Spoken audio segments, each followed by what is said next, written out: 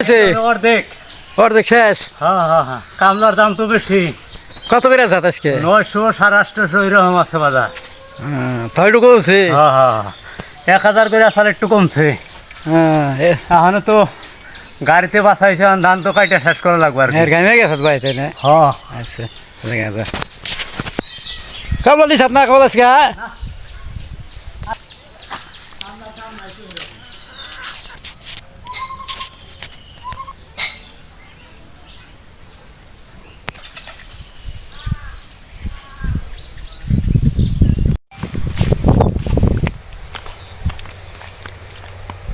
এখন সন্ধ্যার আগে তো সবাই এনে আবার খেয়ার নিয়ে ব্যস্ত।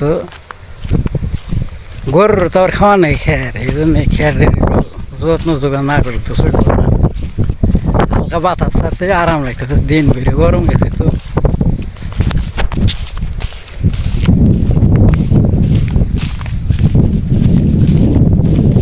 মোটামুটি শিখি পারছেন, ধান কাটা হয়ে গেছেন আর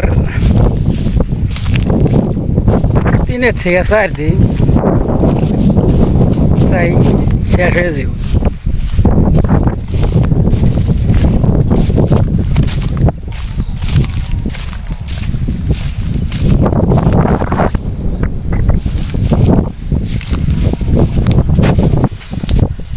চাচা আপনার পালাটা খুব সুন্দর হয়েছে, আপনাকে বাড়ি খানে? বাড়ি খুলনা জেলা। খুলনা জেলা না? পাল্লা সুন্দর দিচ্ছেন। হ্যাঁ এত অল্প টাইমের মধ্যে ভালো সুন্দর করে পাল্লা দিছে।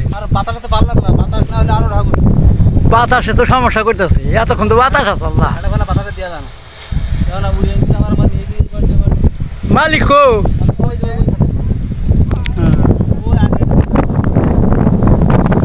ভালো হয়েছে তাও।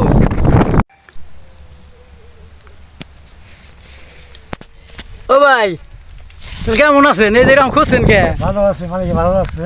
হ্যাঁ এখানে খুঁজছিল বাড়ি নাই, জায়গা বাসা। হ্যাঁ বুঝছেন? হ্যাঁ এখানে খুঁজ দেয়, এনে ধান ভিজামু।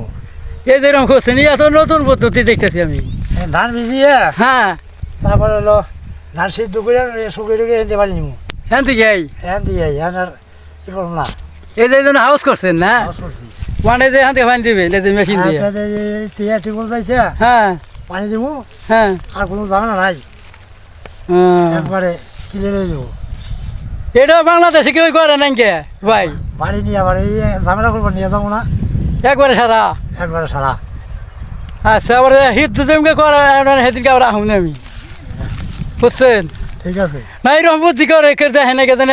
মাটির মধ্যে খুঁজছেন, খুঁজে হাউস বানাইছেন, আবার পলিথিন দিচ্ছেন, পলিথিন দিয়া তারপর ওই যে ওখান থেকে ওই যে ওই মেশিন থেকে পানি দিবেন, দিয়ে তার ধানটা ভিজাইবেন। এটা আপনার নতুন ভাই করছেন ভাই। এই পদ্ধতি কি বাংলাদেশে কেউ ওই ধান ভিজায় না? আর কতজন করে বলে আমার দেখতে এখন? হ্যাঁ বহুত হয়ে যাবো না, অসুবিধা নাই। আচ্ছা আবার সিদ্ধ করবেন কবে? 4 দিন কেন? হ্যাঁ আচ্ছা ওইটা আবার দেখুন আমি কেমন সিদ্ধ করেন।